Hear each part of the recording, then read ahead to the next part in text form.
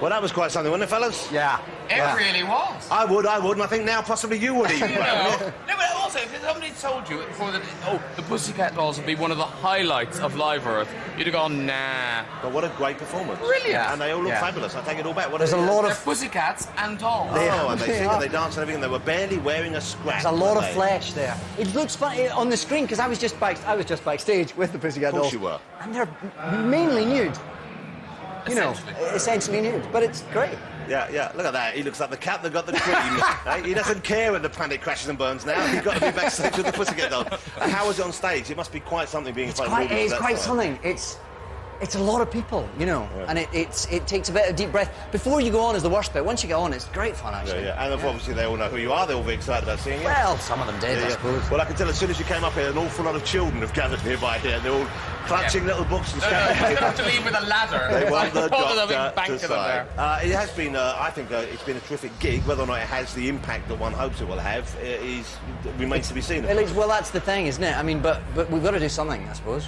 Well, this sounds a bit odd, but we were having a conversation a few weeks ago, weren't we, about whether or not future generations will look back on us and say, why did they do that? Why did they not wake up to this? We were talking about slavery and issues like that and saying, how could they have done it?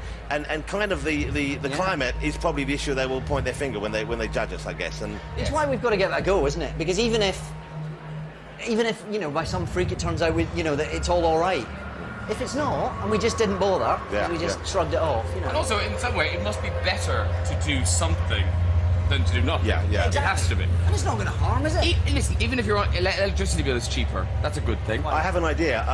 We've all met him, we've all worked with him in different ways. Why don't we harness John Bowerman? Because the energy he gives off would power a small community for months, wouldn't it? That is true. I've got him to pledge to not use hairspray anymore. I think that's a forest saved. We now run our studios in Cardiff off of John himself. Fantastic. That's ecologically sound. What have been the high points of the concert for you today? Who have been the performers you've most enjoyed seeing, David? Damien Rice was fantastic, actually. In a quite quiet, understated, kind of croony kind of a way. He was brilliant. Who else has been good?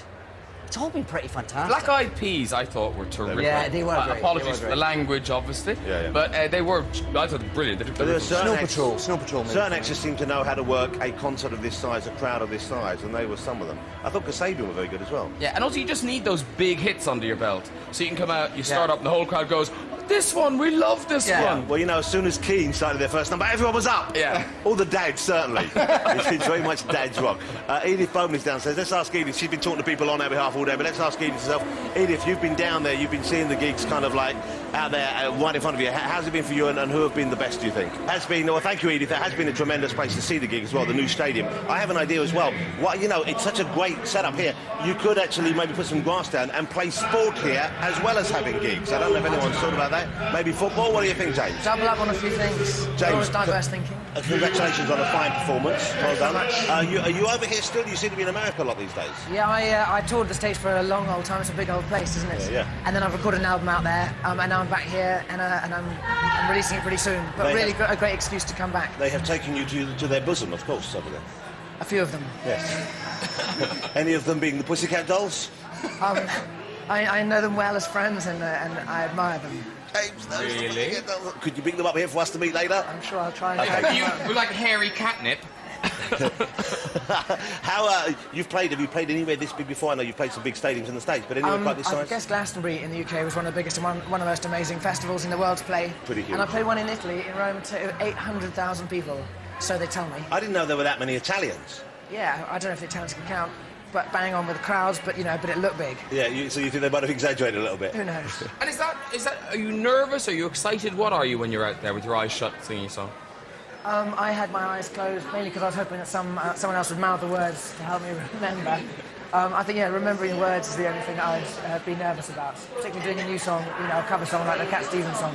Yeah, it was beautiful, and you could see the crowd, they loved that. Yeah, of course they did. Yes, we're going to, there have been so many great performances here today, but of course there's been so many fabulous performers all around the world. We're going to show you another one now. This was in Australia earlier today, it's in Sydney, of course, and it was Tony Collette.